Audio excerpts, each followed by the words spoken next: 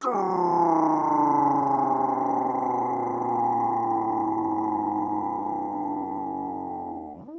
humans. Greetings, and welcome back to another fun-filled episode of Bear here. 29-year veteran of the woods. That's right, people. That's where bears live, don't you know? And 7 out of 8 TikTok women, they would agree, and rather see a bear in the woods than a man in the woods. It's YouTube's #1 show by a bear. Is there any other like this? It's your emotional support animal, people. Great to have all of you here today on another great, fun-filled, hopefully, fairly live episode here. We're fighting for survival this time, people. Well, not so much bear. That happens every day, really. But some of the other movie studios out there, we'll find out momentarily. They are on the rocks, people.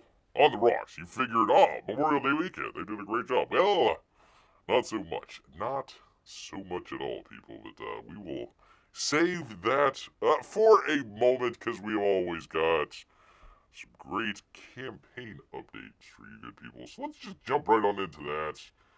As we've got here, Titan Mouse and Might, Miasma, Pipe 3 from Gary Shibman. It is still stuck at $13,000. So come on, people, let's push this where it needs to go, people. That's right. Higher and higher some more. Of course, we've also got Uncle E out here. $824,400. That came up quite a bit. I saw where they were doing the reintroduction of Comicsgate Live. Like, wow, that's like a year or two late, but okay, yay. I mean, he had a whole collection, people.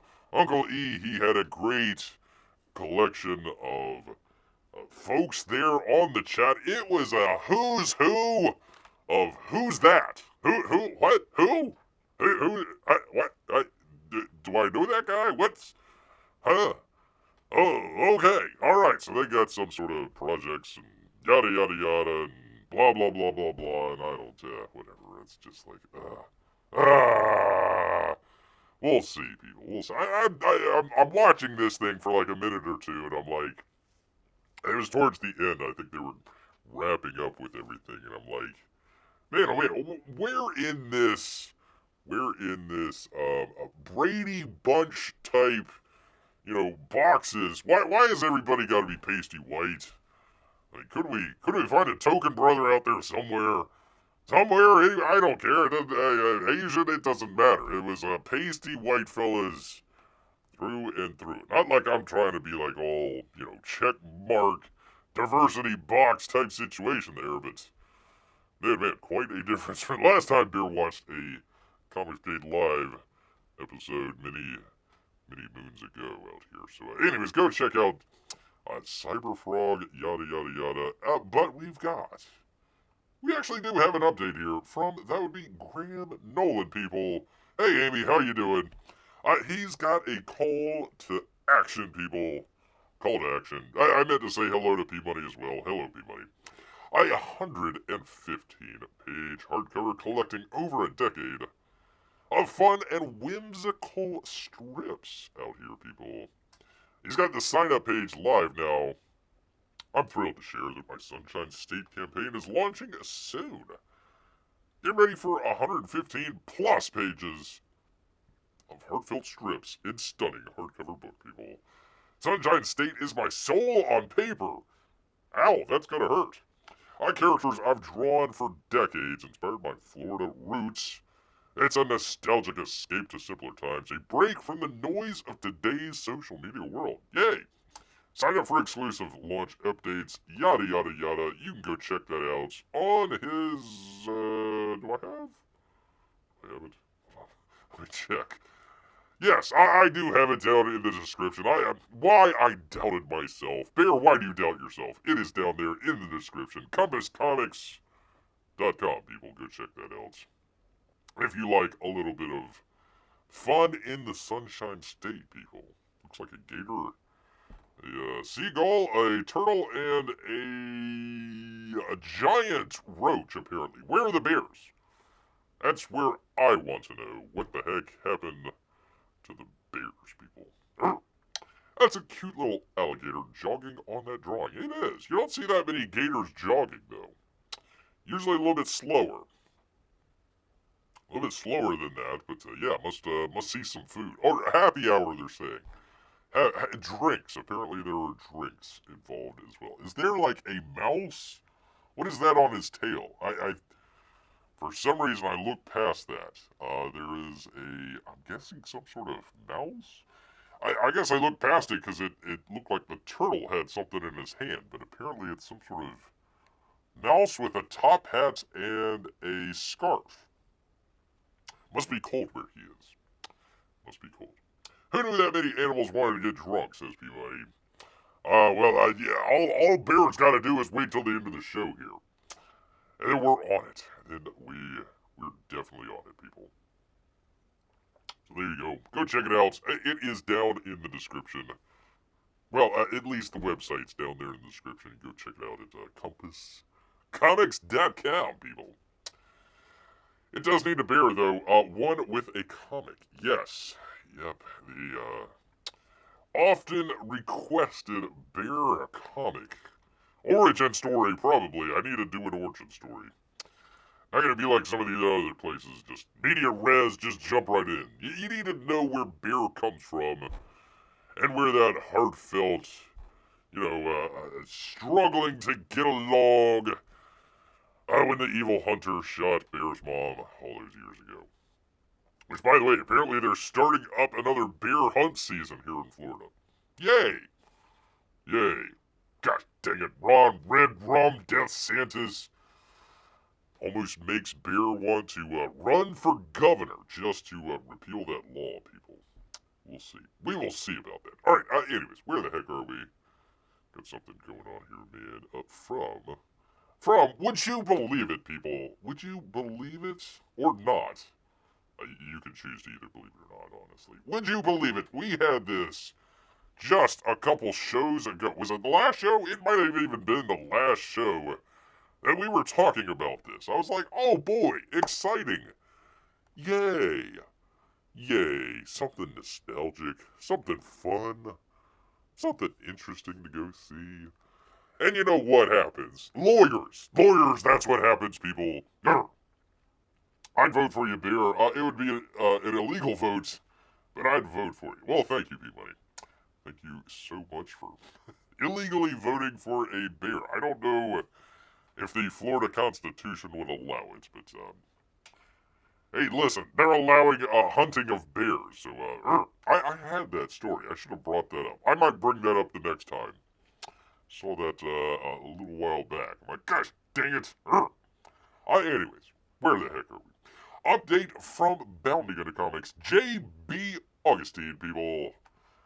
They were going to have a screening of the Schumacher cut of Batman Forever, the director's cut, at a small little theater out in L.A. They're going to show this screening of, 30-year-old movie? Yeah, 30-year-old movie out here. Yeah, let's check it out. They weren't charging people or anything like that. They were just going to show it and let people see. And now it is canceled, people.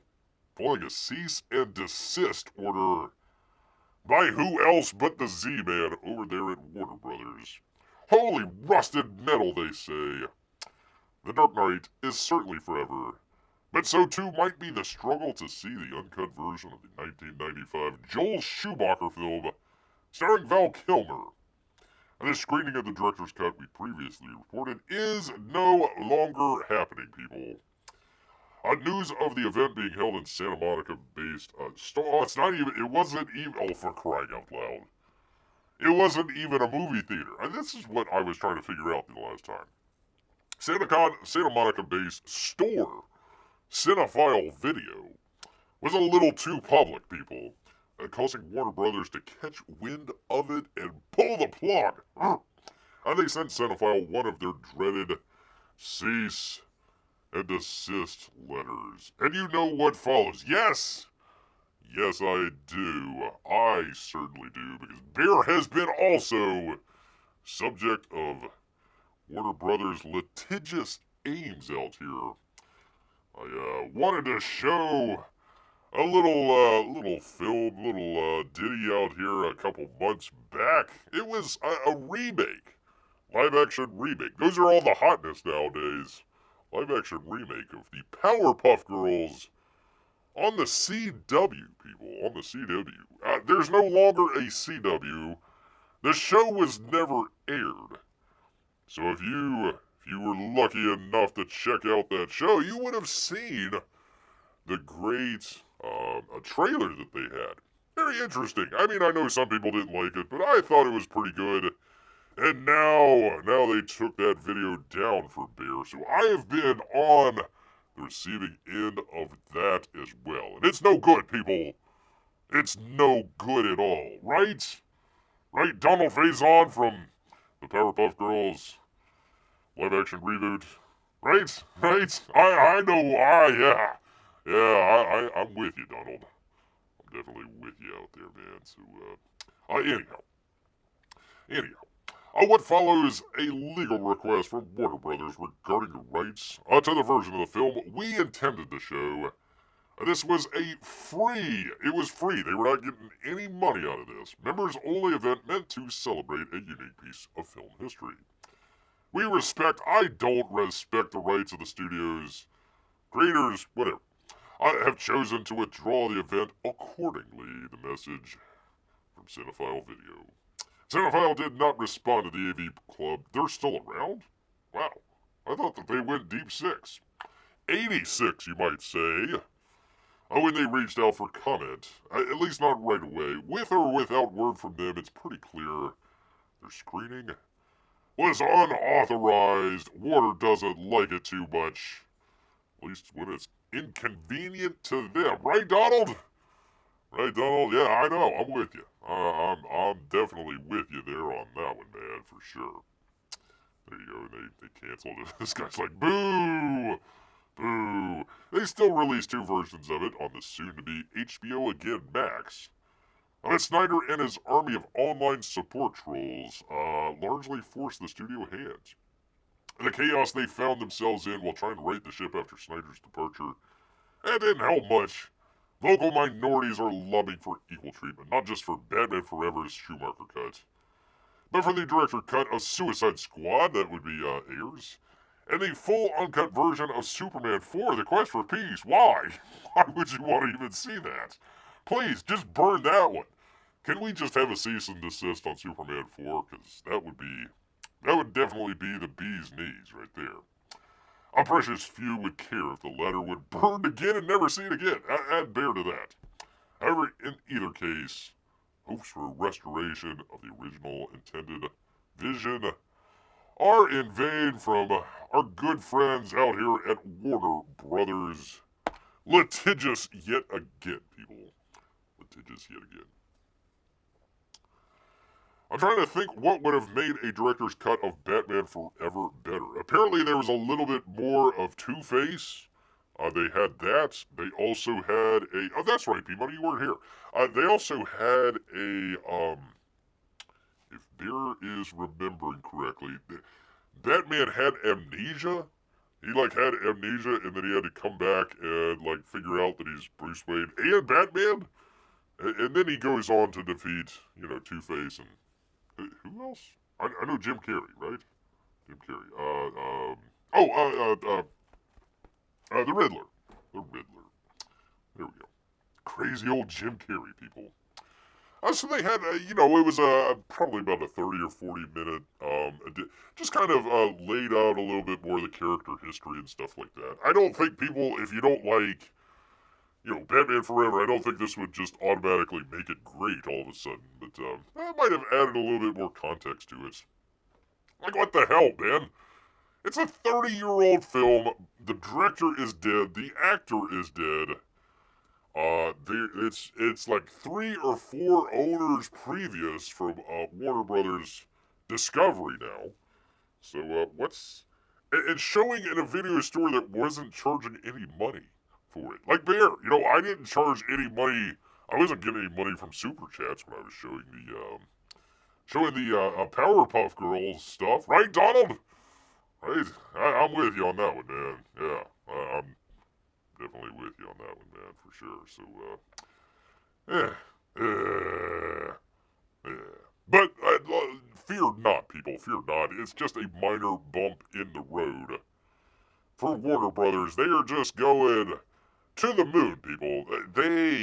Listen, they are our betters, and they know better than we all do, people. From Bounding into Comics, and JB Augustine. Warner Brothers Discovery credit rating drops dramatically as company prepares to split up. What? Huh? Nobody saw that one coming. Just when Warner Brothers seemed to be on the right track after a Minecraft movie and Sinners, becoming box office hits. Except for this one, Mickey 17. That was a dumb movie. The whole company was dealt another blow that honestly many, including a bear, saw coming. The S&P has reduced Warner Brothers Discovery credit rating to junk. That would be like literally the worst that you could get, other than it being just like free. Amy says, I guess they really wanted to bury that Powerpuff Girl movie. It was not a movie. It was a lot, right? Right? Donald Faison? I just love cutting back to him. It was a TV series. It was a live-action TV series that they were going to... It's kind of interesting. It was Dakota,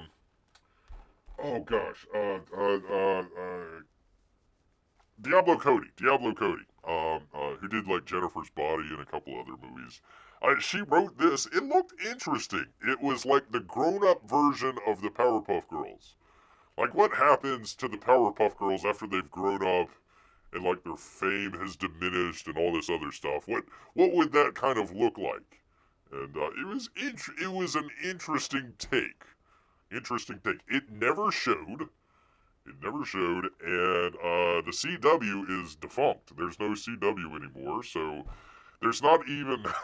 It's a TV series that never went to air on a network that is no longer existing. And old Warner Brothers wants to come by and say, nope, you can't even show the trailer for something that didn't even come out.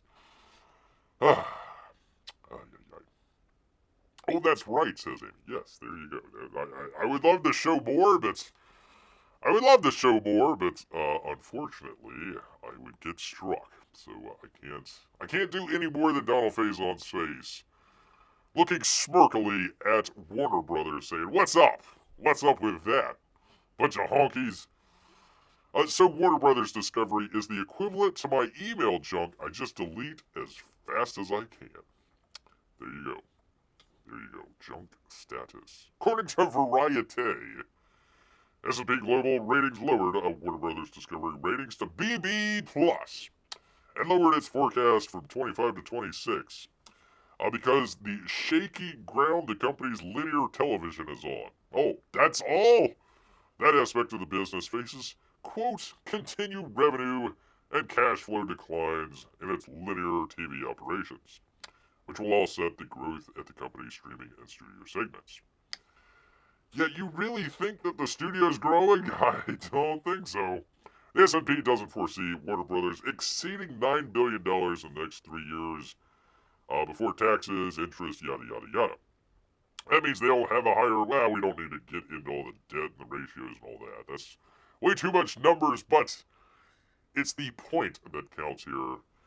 It added that a BB plus credit rating is one step below the lowest rating in the highly speculative grade by market participation. So basically, buyer beware. If you want to buy some Warner Brothers stock, it's probably going to go down. They've lost like half of the value of the company. Discovery bought Warner Brothers from AT&T. They could have just said, you know what? We might here at Discovery might get out of the TV business because there's a lot of cord cutting going on. We'll still produce TV shows and content. But you know what? One of these other streaming services, maybe we could sell our content kind of like a Tubi or a Pluto or something like that. Hulu maybe. sell that, get revenue from that. No, instead they took on like $40 billion in debt. Some crazy about. They're only worth like 20 at the most. So their value is worth about half of what their debt is, and as they're saying, they're not going to make more than $9 billion in the next 3 years. Not sure that's a good place to be. Not sure that's a good place to be. While there's speculation of a massive company-wide sale, ahem, DC Studios, and rumors that what the Z-Man and Discovery Inc. acquired Warner Brothers in the first place, which was a mint, people. They paid quite a lot. There's no sign of one yet, at least not overtly a sale.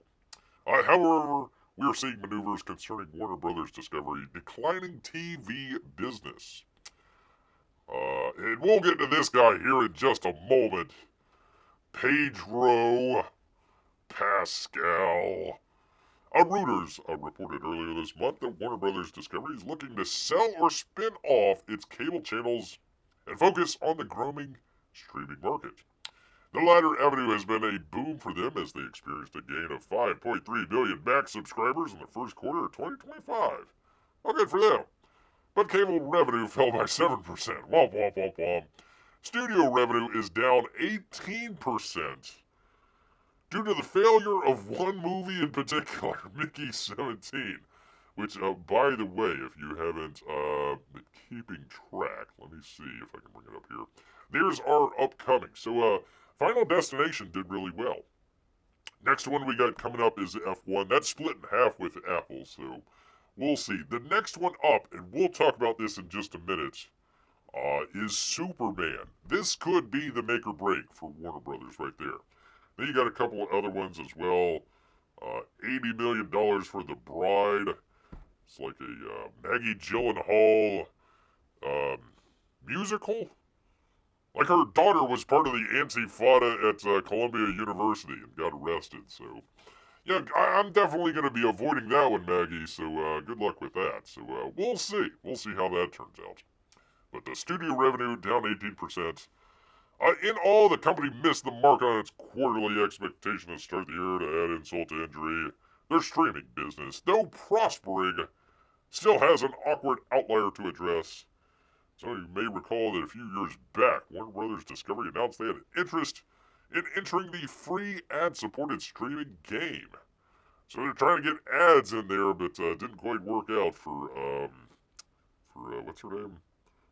Bella Ramsey. Bella Ramsey. I'm not gonna go there. Not gonna go there. Not gonna go there. Smirkily. Thank you, Amy. Thank you. I'm gonna come out. That is a bear word. Bear word. Smirkily. Number one, you have a brand new word. Number two, it came from a bear. So that's an extra one. So Merriam-Webster's, I want that 10% for the big bear out there.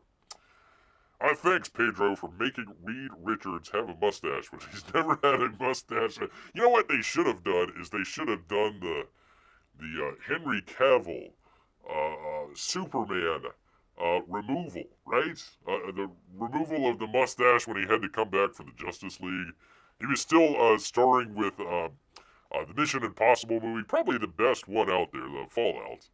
So he's starring in that. He had a big mustache for that. They were still shooting it. They needed to come back for some reshoots. It's like, Henry, we need to shave that mustache off you. He's like, nope, not gonna happen. So they had to spend it was like $20 million just to digitally remove his giant stash from Superman. Oh boy, oh boy. Oh, yeah. Which, by the way, speaking of Henry Cavill and Mission Impossible. So the writer and director of Mission Impossible, Christopher McQuarrie, I was listening to an interview that he was doing probably a couple days ago talking about the last Mission Impossible movie. And they got onto a couple different subjects.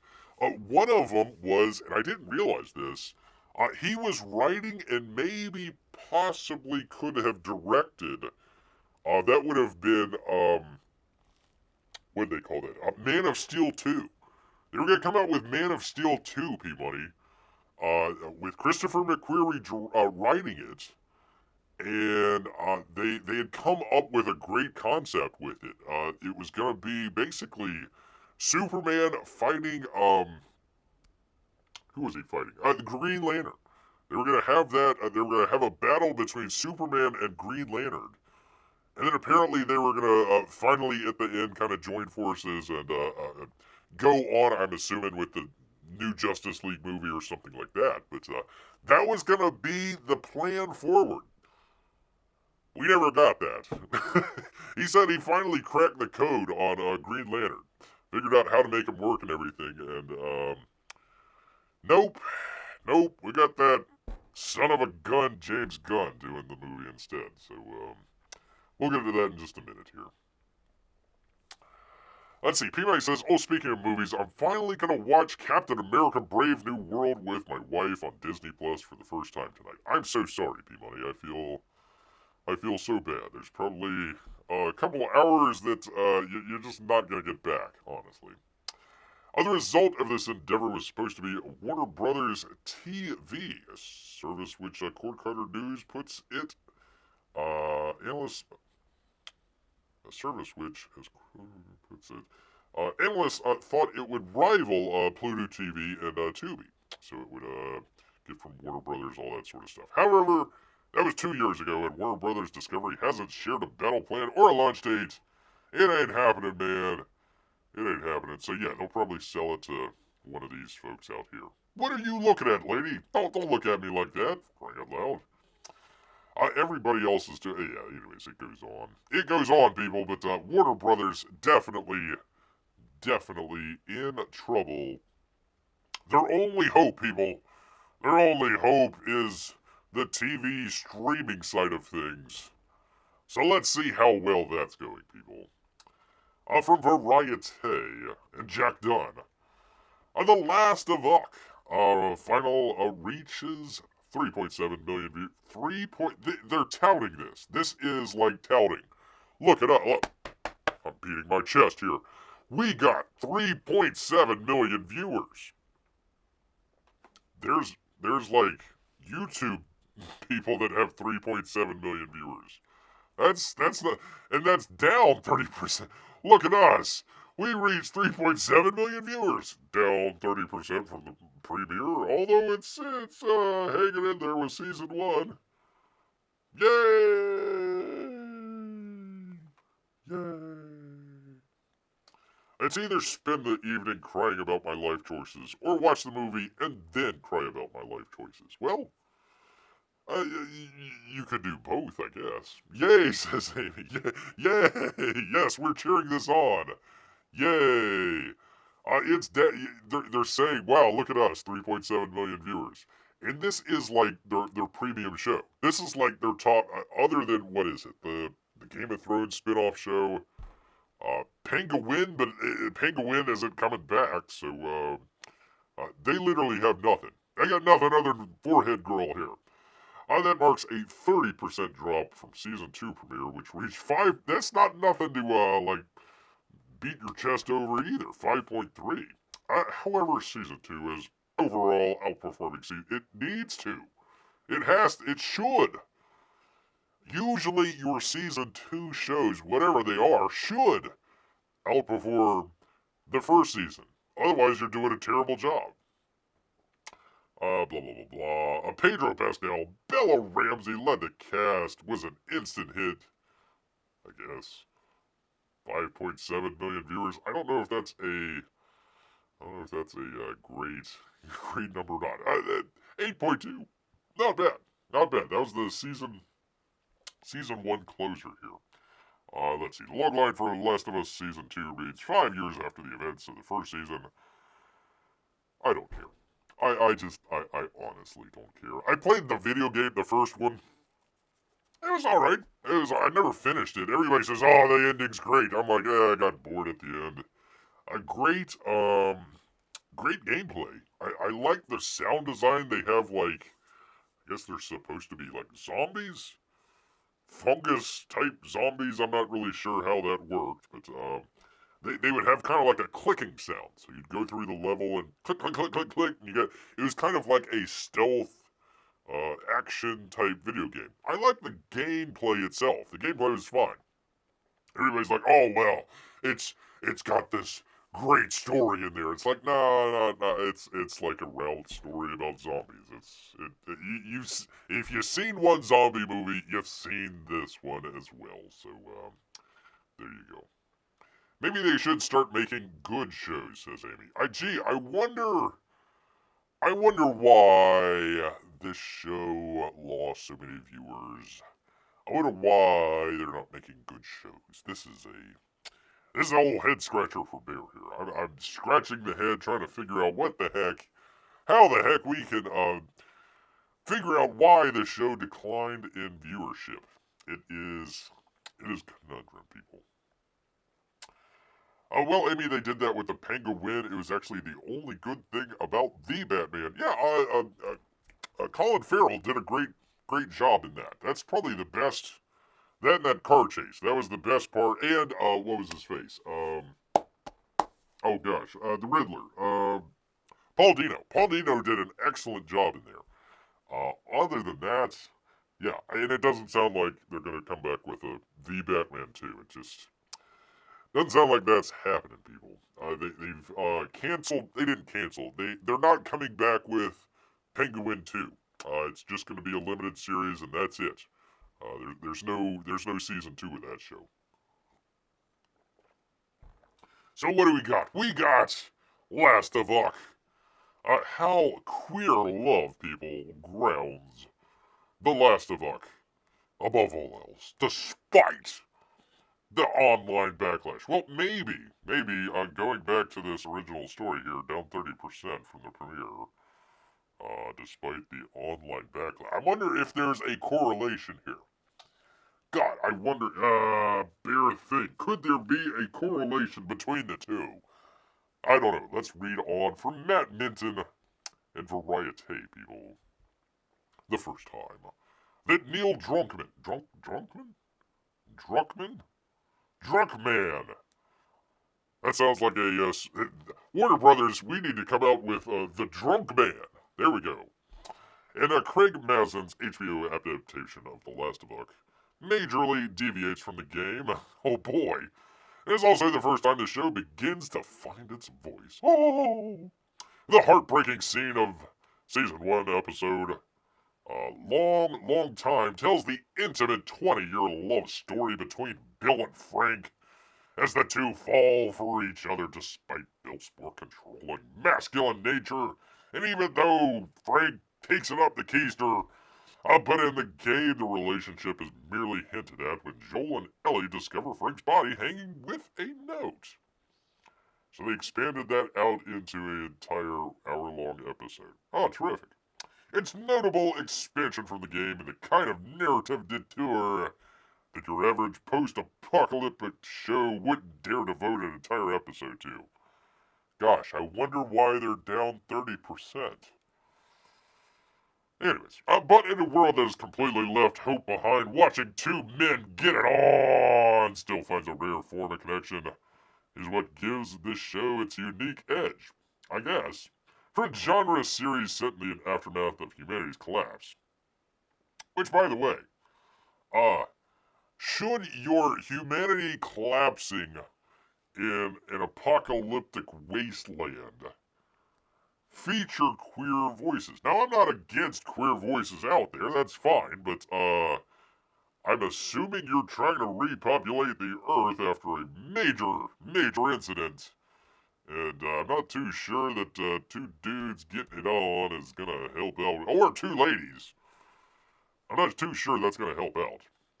Blah, blah, blah, blah, blah, blah, blah, blah. Season 1's dramatic arc largely hinged on the father-daughter relationship that forms between Joel and Ellie. Joel's death in Season 2, spoiler alert, has forced the show to find a new anchor and a new... they got rid of... Not that I'm trying to promote Pedro out here, but they got rid of their main actor? Seriously? And brought in smooth forehead lady? Okay. Okay. I'm sorry, Peabody. Get it on the television screen. That's right, yes. There you go. There you go. Anyways, there we go. Slow love burning story. Blah blah blah blah. It goes on. It goes on. It keeps going on. Keeps going on, people. I'm not gonna bore you with all that sort of stuff. But gee, I wonder why. I wonder why it went down 30%. I have no idea. And why Warner Brothers is just doing so terrible. This is just strange, people. Just strange. Well, people. We switch on over to Disney, it ain't looking too much better either. This was a couple days ago, but I just now saw it. Maybe you already knew about this, but Avengers, both of them have been delayed. Marvel pushes Doomsday and Secret Wars back to December 2026 and 2027. The Avengers will need a few more months to assemble, as they say. They're pushing it back December 18th, 2026 and December 17th, 2027. So instead, you're going to get an untitled Disney film in its place. Probably another live-action remake of, I don't know, Bambi. What else do they got left? God, what do they have left? Probably not The Song of the South, that's for sure. They're definitely not going to do that. Definitely not going to do that. God, I don't know. I don't know what else they got. They'll figure out something, people. They'll make I don't know. Maybe a live action Pixar film. A live action Toy Story 5 or something like that. Maybe that's what they'll do. Untitled Disney film instead. Untitled Disney film. That sounds promising, says Amy. There you go. The Watcher in the Woods. I don't know about that one. I'm not sure about that one. Not sure about that one. But this kind of I'm sorry that we're doing so many variety things out here, but this one was pretty good. As comic book movies scale back releases, Marvel and DC look to this summer to decide the future of superhero cinema. So a lot of people were bad-mouthing Bear and saying, "Oh, come on, Bear. Why are you talking about Superman and all this other stuff? You really think it's on the edge? If Superman doesn't do bad, you really think the freaking whole studio is going to go down?" Yes. Yes, I do. Yes, I do. That's why I was so big on figuring that they were going to spin that off and sell it off. But they decided to go for it and spend $300+ million. So we'll see. We'll see. Ay. Thank you, Felix. It's easy, really too easy at this point to proclaim that the era of superhero movies is over. It's not over, but it's declining fast.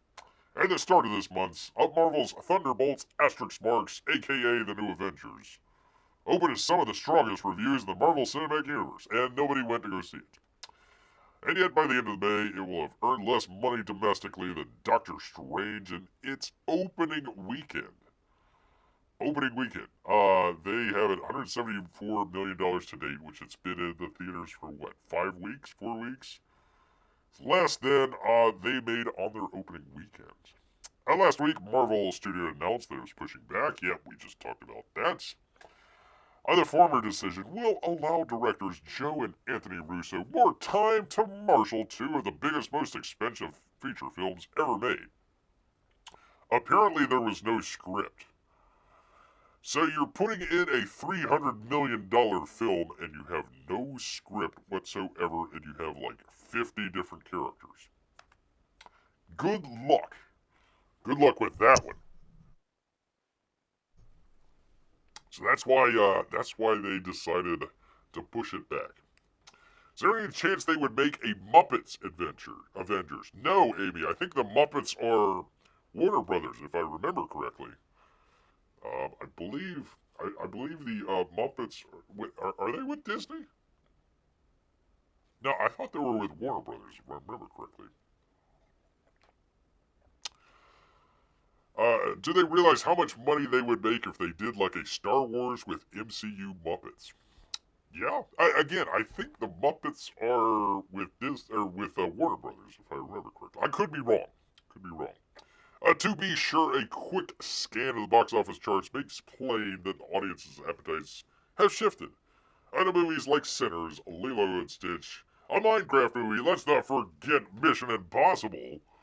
They're just about costume extraordinary beings swooping in to defeat an overwhelming threat. But while superheroes may no longer be an invincible box office force, their obsolescence has also been wildly overstated. For one, some of these movies are still global sensations. 2024's Deadpool and Wolverine, which Bear said at the time, that was a make or break movie, including for the entire studio system. That summer last year was really make or break. And it was looking bad at this point in the year. Deadpool might have came out by this time, I forget, but let's see, Furiosa. What was the other one that completely bombed as well? God, I can't even remember these days. But yeah, so they've got Deadpool, Spider-Man Across the Spider-Verse, which, okay, how are you going to top that?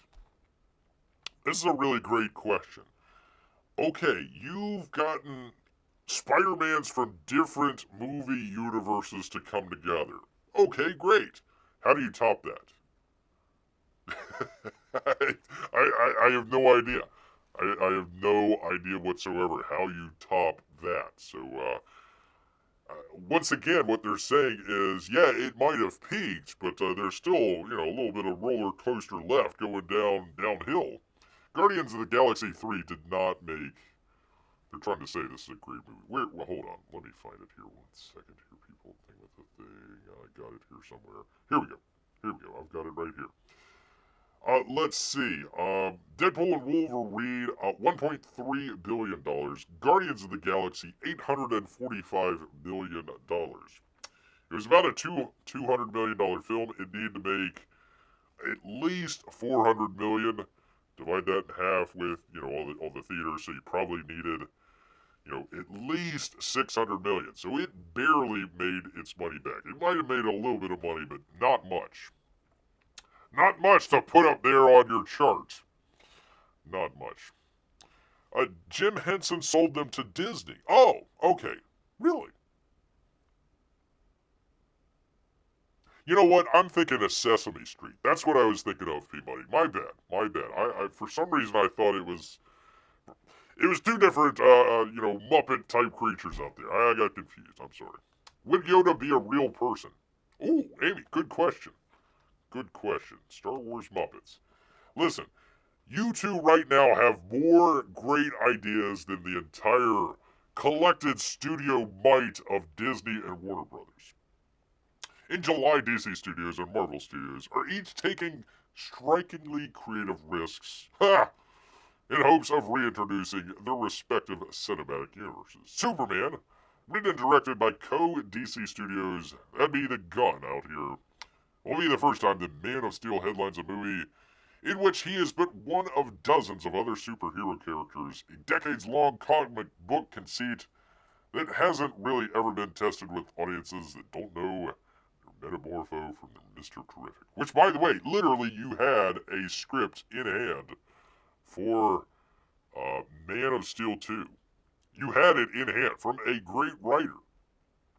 And you completely blew him off and decided to go with James Gunn instead. Womp, womp, womp. Lesser monies make a good team. That's true. That is true. For the Fantastic Four, the second feature film from WandaVision? Really? Director Matt Shankman? Okay, good luck with that one. Marvel is taking the opposite approach, reintroducing the company's first family in a retro-futuristic 1960s New York City.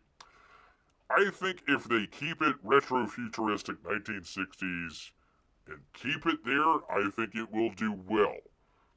I think if they just introduce it to retro-futuristic 1960 and do some sort of halfway through the movie or in credit scene or something like that, where I think they already are, because they're already in the Avengers movie, I think.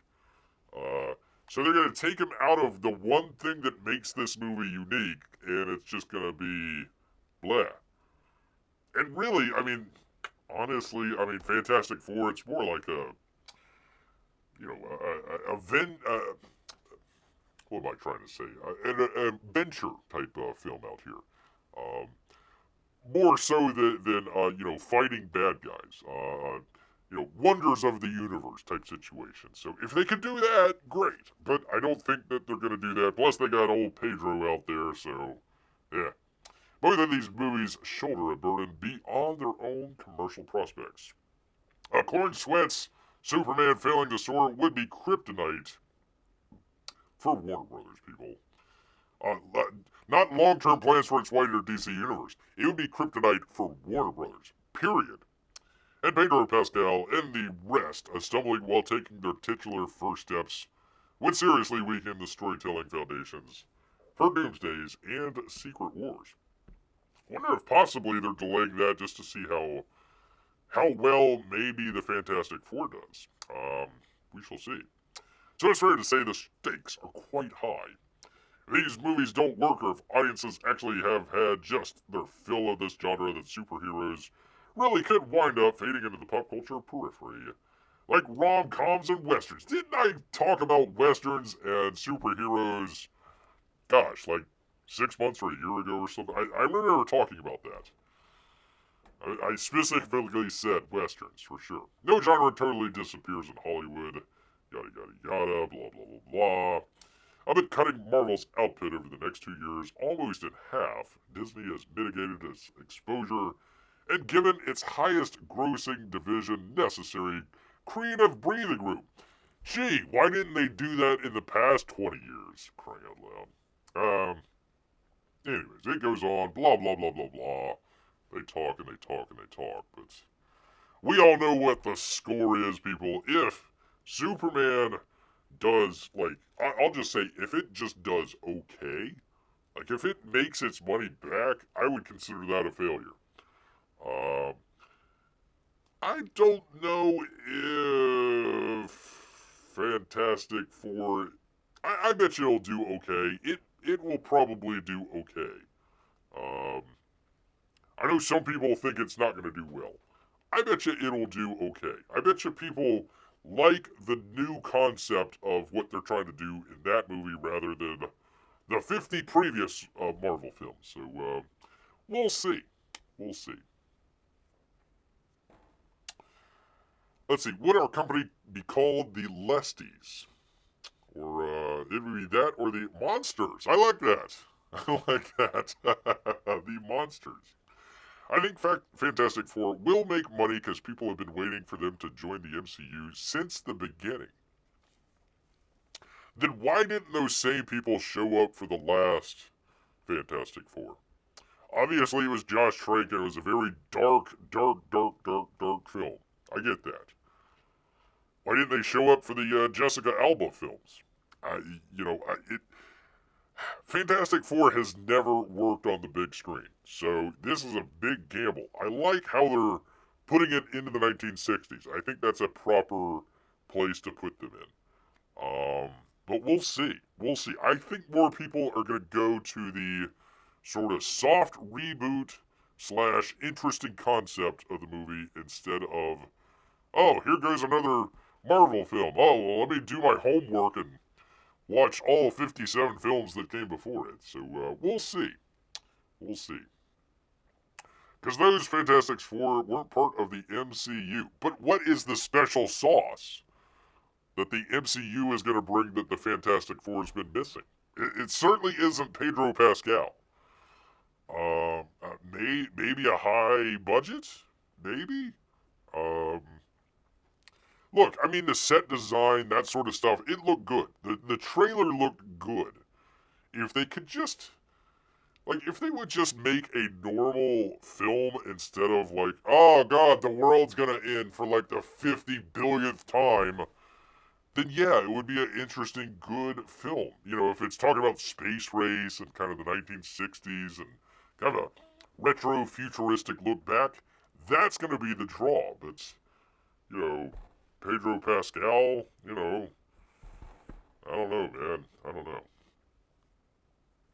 An actual Galactus might help. May again. I mean, okay, you're scaling up your bad guys. So how many times are you gonna save the universe? I mean, I would love to see one of these movies say like, you know what, I'm a little bored right now. I don't feel like saving the universe. Let somebody else, let Hawkeye take care of the universe. Let's I don't know. Let Doctor Strange take care of it this time. I'm not I don't need to do this, man. I got plenty of other stuff to do. That would be my thing, but I don't think they're ever gonna do that.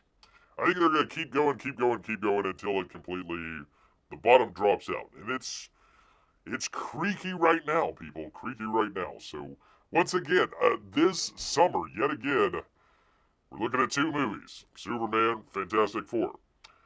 It's got to do Boffo. It's got to do Lilo and Stitch numbers. Otherwise, we're looking at some trouble, people. Definitely some trouble. Reed and Sue, rather, don't have much charisma. Maybe they should fix that, says Amy. I don't think that Vanessa Kirby, the lady in the film, I don't think that she would be the right. She's a good actress. Don't get me wrong. She's a good actress. I don't know if this is the right part for her. I feel like she's a little bit miscast. I don't mind Pedro Pascal. Listen, the whole how shall I say this, people? The whole flamboyant nature of Pedro Pascal. Whatever. He's not a great actor. He's not a terrible actor. He's just fine. He's okay. Um, I don't know about her. I don't feel her all that well. So we'll see. I mean, she could blow Bear away. I have no idea. No idea. But yeah, they do need to have a little bit more charisma. I did like the part where they were just talking about the family situation. She was going to have a baby. They were talking about maybe getting married and stuff like that. Just have a just normal movie that just happens to have superheroes in there. It doesn't have to be like giant galaxy ending stakes. It could just be something as simple as, will they get married or won't they get married while they're doing, some stuff out there in the world. Maybe they've got to go to Mars or something like that when something's happening, or a space station. They gotta save, what's going on in the space station. You can make it look pretty cool and everything. Maybe a place on the moon or something like that.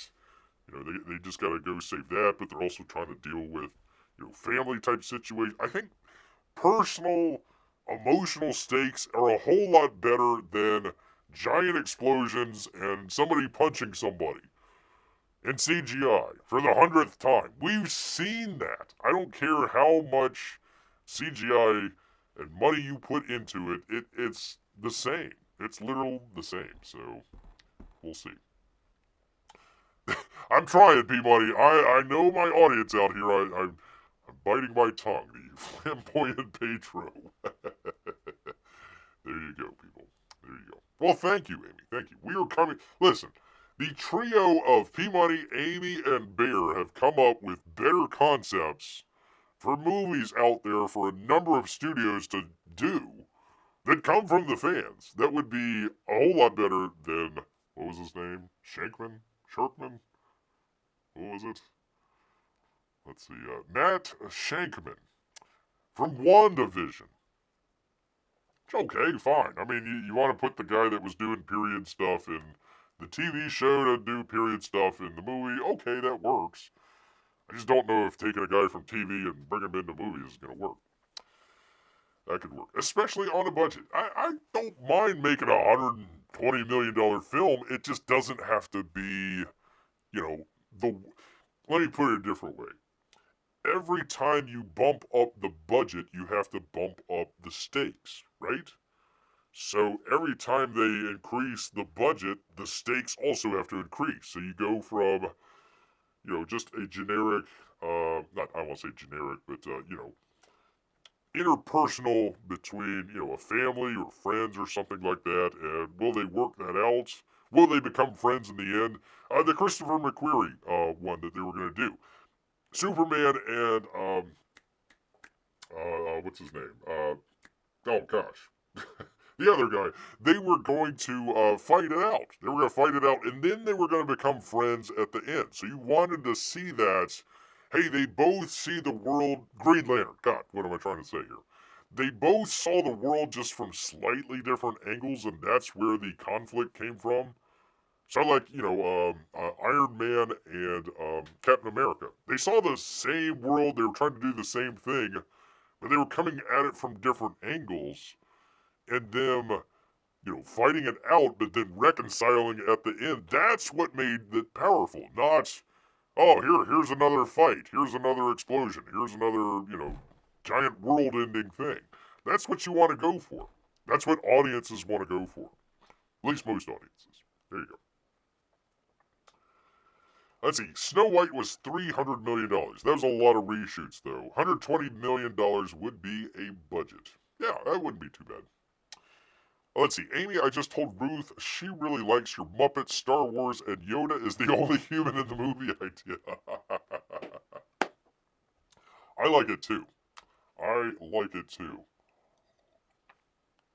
You know what? You can just get a bunch of stuff together and just make your own Muppet Star Wars film. I mean, what's the worst that can happen? I mean, Disney comes in and gives you a cease and desist order for coming up with a really great idea that they should have came up with?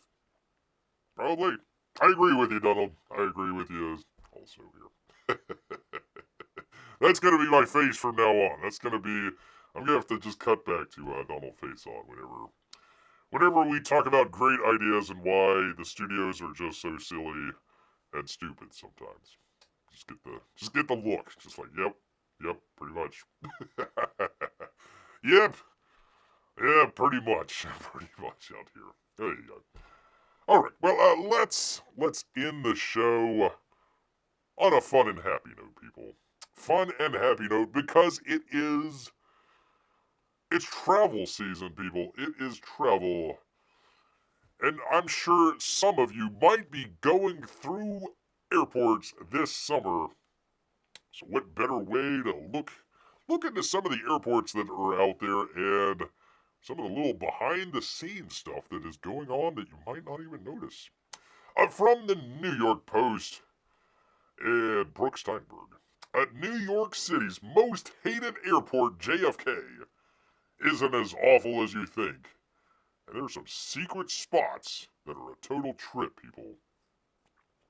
You're not gonna replace.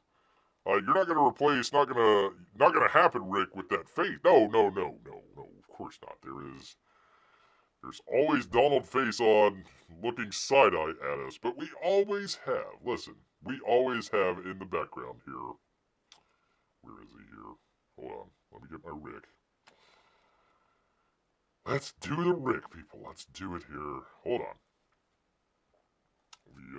Well, I don't want to bother with that, but let's go. Let's go. What the hell's going on here, Disney and Warner Brothers?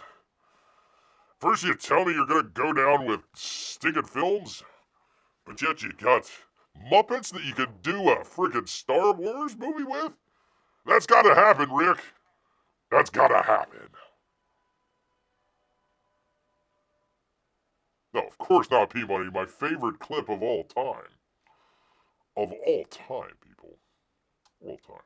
Alright, anyways. Roughly 63 million poor souls traveled through JFK International last year. At least 62 million probably vowed to never make the same mistake again if they could help it.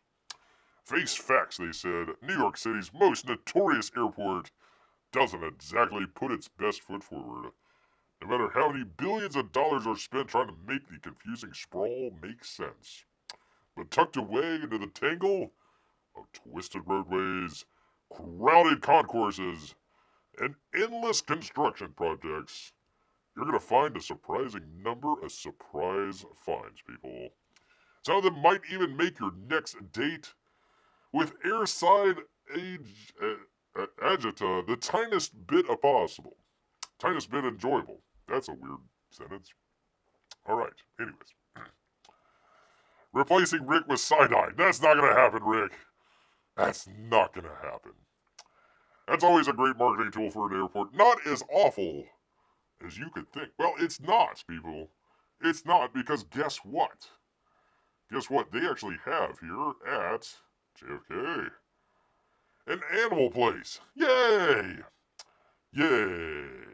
JFK's most exclusive lounge has every comfort a globe-trotter could hope for. Globe-trotter, pardon me, could hope for.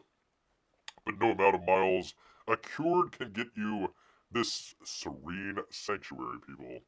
Man, oh man, they are tongue-twisting beer here. Unless, of course, you're a dog, people, or any other type of animal. In that case, you're welcome with open arms at the Ark. It's a privately owned 24/7 hangout for a veritable menage of well-traveled creatures. From dogs and cats to horses, elephants, birds, and even spiders. Oh my god! What about bears, though? That's because the company provides space for zoo animals being moved around the world, as well as dogs and cats being shipped by their owners. We see goats, ships, pigs, sheeps. We see goats, sheeps, pigs, cows, horses. As a matter of fact, we have an Icelandic air coming in with the very large shipment of small Icelandic ponies, they told the Post. And there's a reason why it's so swanky. Air travel is more stressful and anxiety-ridden for animals than it is humans. Yeah, because most animals don't have the concept of flying. That'd be one reason why. We should not just assume that animals are like people and can travel with us or without any kind of thought to it, they said. Many people traveling with pets don't understand how complicated it is, especially the cargo and public health aspect. A lot of what we do is actually educational because you don't even think about it. I think as many of the rules surrounding animal travel, the Ark runs a tight ship, tighter than Noah's. They have direct access, people, a necessity when loading and unloading bigger beasts. And work hand in hand with multiple government agencies for safety, like protecting the public from diseases during animal transport. The Ark also runs a pet boarding program when jitsy jet setters, I need a safe and convenient place to keep their pets while they fly around the world. For an overnight stay, pet parents can expect to pay $150 a night for the first night, and $125 for each additional night.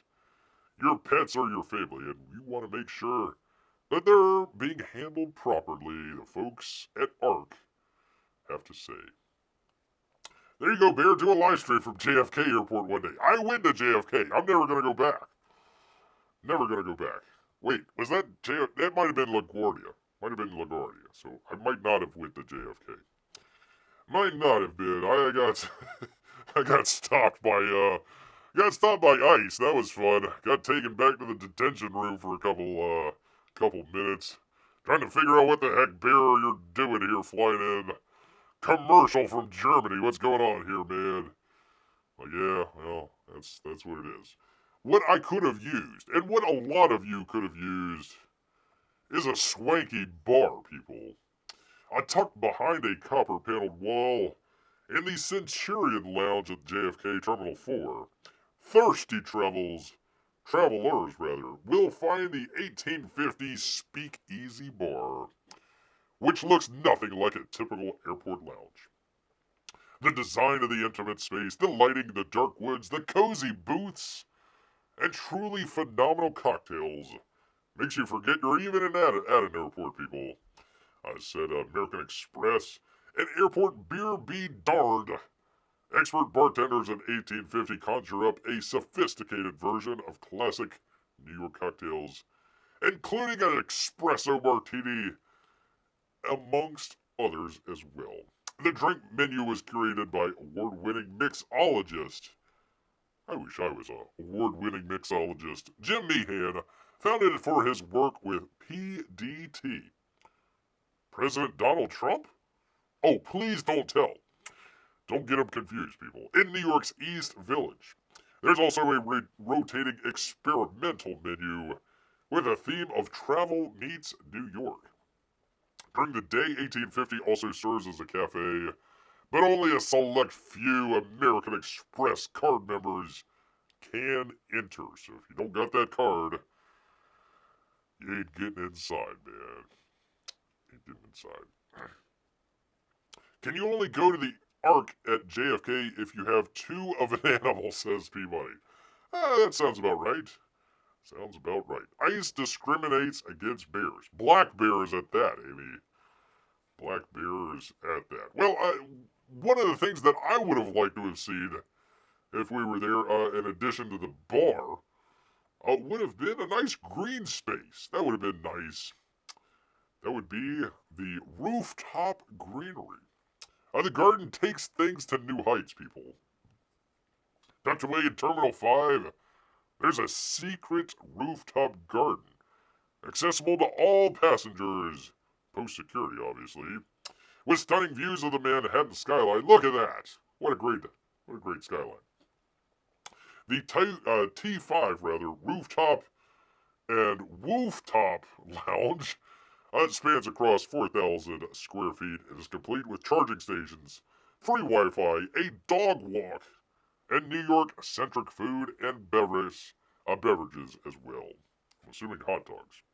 There's also landscape greenery featuring shrubs and plants, including oak-leaved hydrangeas, lily turf, and sweet spire, people. While the T5 rooftop initially opened in 2015, many travelers don't even know about it, or that it can be accessed. The entrance to this space is a slim glass door that almost looks like an entrance to a closet. Yay! As New York's hometown airline, T5 was designed to show off the pride we have for our city. Look at there. Look at those beautiful views. The outdoor space is located across from Gate 528 and is open daily from 6 a.m. to 10 p.m. I don't know if it's closed for winter or not. I have no idea. Go ahead, put Donald at a Trump bar at the airport. I don't think he drinks, Peabody, but we could. The PDT. And finally, did you know there's a hotel at JFK? There is, at the old TWA section. JFK's acclaimed TWA hotel is a destination unto itself, people. The travelers on the move can have plenty of fun while they're waiting for their flights elsewhere. The repurposed in-row designed TWA terminal has a raft of amenities, like the Perret Cafe by Jean Georges, which is located in its original location up the curving staircase on the mezzanine level, people. The world-renowned chef partnered with Taste on the Fly, a leading bouquet airport restaurateur, to offer breakfast, lunch, dinner, and would you believe desserts, people, look at that view, people. Look at that view of the parking lot and more construction. What a great view. The menu offers both timeless recipes and dishes the modern traveler will love, transporting guests to the jet age. While walk-ins are recommended, reservations are highly encouraged at the coveted dining spot. The Lisbon Lounge within the Paris Cafe also serves meals and offers a full bar. Yay! Seating here is available on a first-come, first-served basis, and reservations are not available. Food is served from 10 p.m., and cocktails are served until 11 p.m. nightly. Also on premises is a infinity rooftop pool, because I know when you're traveling, the first thing you want to say is, boy, I really wish I could take a dunk in a pool. Infinity pool and observation deck, offering fantastic views, people, of planes taking off and landing. Yay! Anyone can snag a day pass, whether or not they're staying at the hotel. Reservations for the pool, which is open year-round, P-Money, and heated in the winter, can be made through the hotel's website or another place where they're being sold for $50. A non-guest can also reserve a day pass on the site. 24/7 Fitness, which claims to be the world's biggest hotel gym at 10,000 square feet. For the low price of $25, people. So after you're done getting your pet walked and your cocktail shaken, maybe a little bit of food in your belly, you can go take a swim and lounge out there watching flights take off and land. As you struggle to hear what the person next to you is saying. What? What's that? I can't hear you over the jet taxiing right next to us. Oh, okay. There you go. There you go. My family always goes to the airport hotel the night before our flight. It just makes the experience more enjoyable because we aren't rushing, packing or rushing to make our flight. That's a very good point there, Peabody. So, yeah, you can always stay at the TWA at JFK. There you go. Maybe views of that fancy Ark dog park. It doesn't look like it. Doesn't look like it at all, Amy. Looks like it's just... I love that they say, look at these great views, and it's all like concrete. It's like concrete as far as the eye can see. Oh, yay, look at all the beautiful concrete that we have outside here. What a great view. What's that? I can't hear you over the jets taking off and landing. At least we got this infinity pool to look out onto the beautiful taxiway and runway out here at the JFK TWA airport, people. So, P-Money, if you got a flight into New York, that might be the place that you want to stay, is the JFK Hotel, because it's right there, literally at the airport. It literally used to be the airport until they expanded. Then it became a hotel. It became a hotel with get drinks and gym and go out there by the infinity pool and all that great stuff, people. All that great stuff, people. So there you go. You come to Bear's Show to learn about all the great stuff that's going on in Hollywood, but just stay here for travel tips from a bear. There you go. Yeah, I'm so sure that hotel is cheap. Well, look, I mean, I didn't say it was cheap or anything, but listen, I mean, New York is not cheap at all, so good luck trying to find a hotel in New York City. Plus, you gotta pay for the cab ride to the airport. So, yeah, I mean, you're probably saving a good $100 right there. So, just go ahead and thank Bear. Go ahead and thank Bear now, and you'll be relieved later, sir. There you go, man. There you go. So, all right. Well, I think that's been a really great show for all of you good people out here today. I wish I had more, but if I had more, we would be going for another hour here, people. And I already went 2 hours last night, people. I need a little bear time to myself. Need a little bear time. So I hope, number one, you enjoyed the show last night. If you didn't, come on out to the chat council and check out what we got going on, because we're beating up a Harriet Tubman out here, people. That's right. That is right. Oh, by the way, Amy, is there a drawn and quartered tonight? I think I caught in the last minute or two of the last one, and I think Mike had some issues on his computer or something. I know that they did not do Mission Impossible. Gosh dang it. They should do that tonight. So let us know if they're going to be doing that. But in the meantime, let me say thank you. That would be to Peabody, Mrs. Peabody, all the little Peabodys, Amy and Melissa as well. And of course, all of our Russian bots and lurkers, people. Okay, thank you, Amy. Thank you so much. But you know what, people? All this talk, it's made Bear hungry.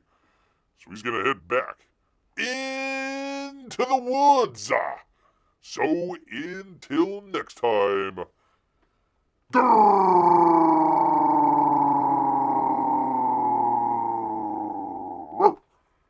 Okay, night everyone.